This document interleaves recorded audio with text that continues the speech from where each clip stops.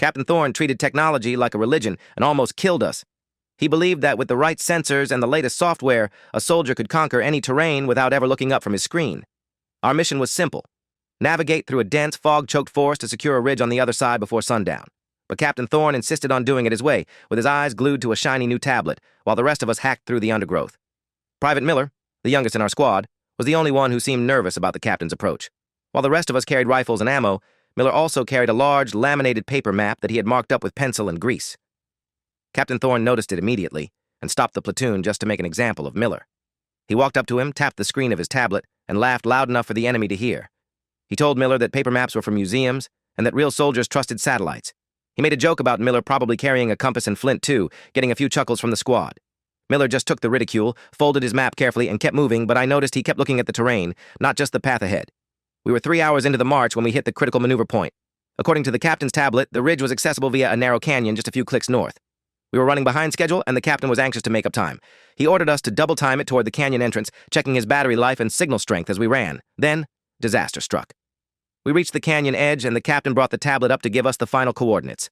Suddenly, the screen flickered, turned a sickly shade of green, and went completely black. He tapped it frantically, smashed the power button, but it was dead. The humidity in the forest had shorted out the expensive charging port he'd been using. For a moment, there was just silence, except for the sound of our heavy breathing and the distant rustle of trees. The captain panicked, shouting that we had to keep moving, that the canyon was right there, according to his last reading. But Miller stepped forward, his voice shaking but firm. He pointed out that the canyon floor looked unstable and that the water runoff didn't match the topography the captain had described. The captain, angry and embarrassed, started to scream at Miller to get back in formation. But Miller stood his ground, and with shaking hands, he unfolded that old, crumpled paper map. He showed us that the tablet data was months out of date.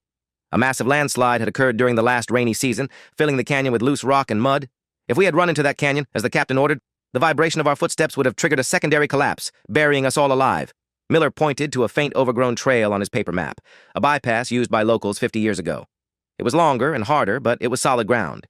With no other options, the captain swallowed his pride and nodded.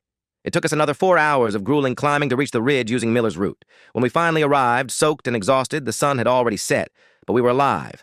The captain sat on a rock, looking at the dead tablet in his hands, then over at Miller, who was quietly refilling his canteen.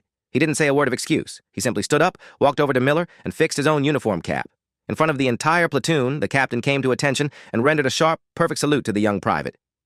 It was a silent admission that in the real world, sometimes a pencil and paper are worth more than a satellite link. Miller smiled, returned the salute, and folded his map. From that day on, the captain never left the base without asking Miller what the ground looked like.